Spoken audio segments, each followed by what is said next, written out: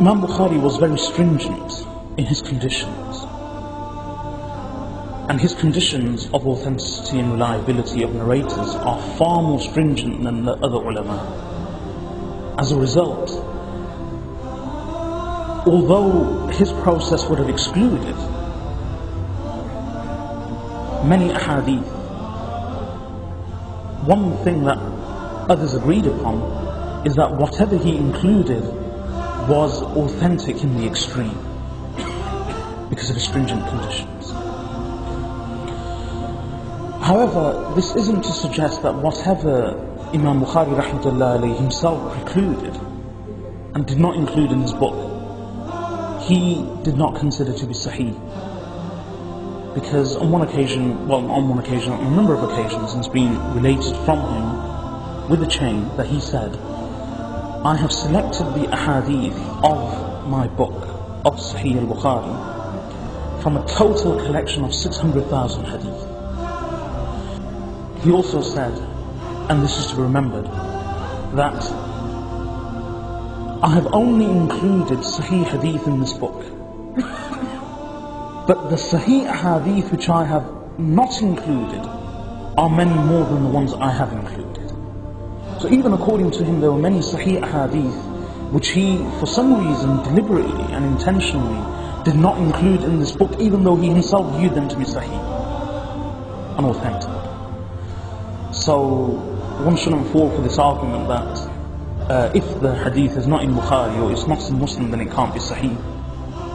Imam Bukhari himself says that I have only included Sahih ahadith, but those ahadith which are Sahih but I have not included are still much more and more numerous than the ones I have included. A very famous saying is Asahhu al-kutub ba'da kitabillah, that Imam Bukhari's collection of ahadith is the most authentic book after the book of Allah subhanahu wa ta'ala.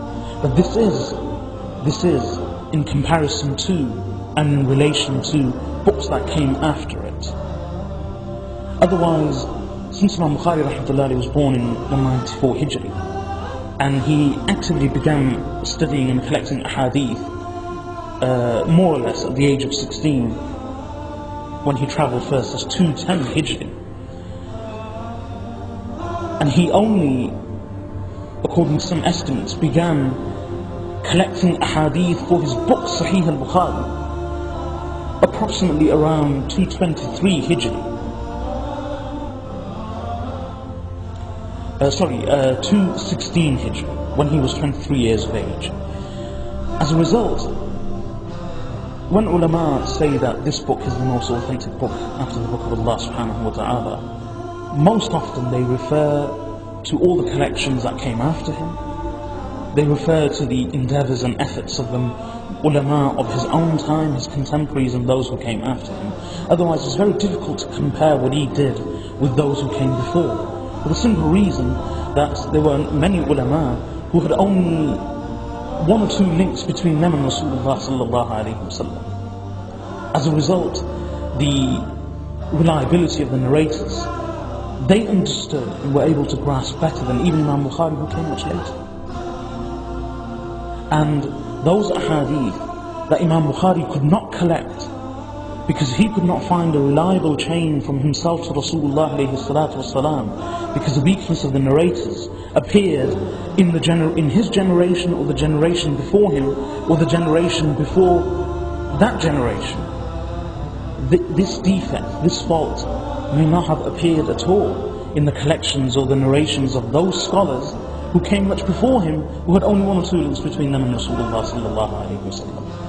This isn't a categorical statement, but more or less, when the ulama say that this is the most reliable book after the book of Allah subhanahu wa ta'ala, they refer to it in various ways from different angles. And one of them is that this means in comparison to and in relation to all the collections that were made during his time and afterwards.